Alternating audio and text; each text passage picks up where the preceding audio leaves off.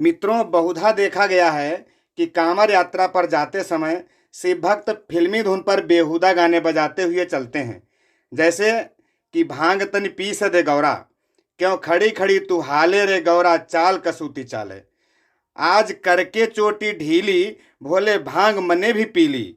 भोले तेरी भांग की घुटाई मारगी, गौरा तेरी रोज की लड़ाई मारगी। क्या है ये? कैसे कैसे गाने बजाते हैं लोग। क्या इसी को भक्ति कहते हैं? ऐसे भक्त हमारे देश में पैदा हो गए हैं जो हमारे त्रिलोकीनाथ भगवान भोलेनाथ को ही बदनाम करने में जुटे हुए हैं। क्या भोलेनाथ भंगेड़ी, नशेड़ी और गंजेड़ी हैं? कहाँ किस ग्रंथ और शास्त्र में लिखा हुआ है कि शंकर भगवान भांग का सेवन करते थे और माता पार्वती उनके लिए भांग पीसती थी? शिव पुराण में कहीं से कहीं तक उल्लेख नहीं किया गया है कि भोलेनाथ भांग पीते थे।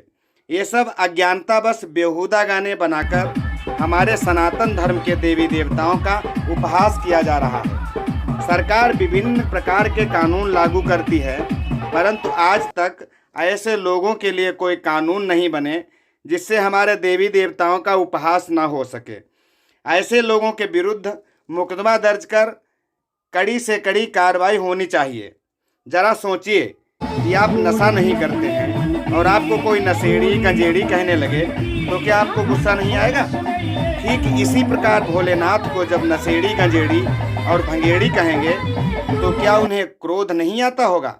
फिर कहते हैं कि कांवरियों से भरी ट्राली जा रही थी, एक्सीडेंट हो गया, इसीलिए ये सब घटनाएं घटित होती हैं। हमारे आराध्य देव आपसे स्वयं चलकर कहने नहीं आएंगे। वो तो बस अपने तरीके से ही हमें हमारे अपराधों की सजा देंगे। वह कोई थाना चौकी में रिपोर्ट दर्ज कराने नहीं जाएंगे। वो स्वयं निर्णय लेते हैं कि हमें किसको क्या दंड देना है। किसी भी कांवरियों की टोली के साथ लाउड स्पीकर पर आपने नमामि स्मीशान निर्माण रूपम विभुम व्यापकम ब्रह्मवेद स्वरूपम नागेंद्रहाराय त्रिलोचनाय भस्मांगरागाय महेश्वराय नित्याय शुद्धाय दिगंबराय तस्मै नकाराय नमः शिवाय, या फिर शिव चालीसा, शिव महिमा और शिव आरती जैसे धार्मिक स्वर नहीं सुने होंगे। ये सब जानकारी का अभाव है। हमारे धर्म में प्रचलित धार्मिक पुस्तकों का जब अध्ययन नहीं किया जाएगा तो यही होगा। इसी तरह से समाज में कुरीतियाँ फैलेंगी और देवी देवताओं का उपहास होता रहेगा। इसीलिए आप सभी से हमारा निवेदन है कि धार्मिक कार्य करें, परंतु बेहुदा गाने ना बजाएं। अच्छे धार्मिक भजन, स्तुति, स्तोत्र, चालीसा एवं आरती आदि का गान करें और सुने, तभी जीवन सार्थक होगा और किए गए पूजा पाठ का फल प्राप्त होगा। हाँ, यदि मनोरंजन ही करना है तो 4 नर्तकियां बुला लो, पूरी रात नृत्य कराओ, डांस पार्टी का आनंद लो। धार्मिक कार्यों में व्यर्थ पैसा मत खर्च करो।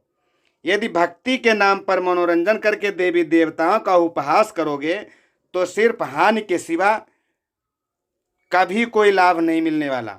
ये सत्य है, इसमें कहीं से कहीं तक कोई संदेह नहीं है। मित्रों, हमारी बात आपको कैसी लगी, कृपया अपनी अपनी प्रतिक्रिया देने का कष्ट करें।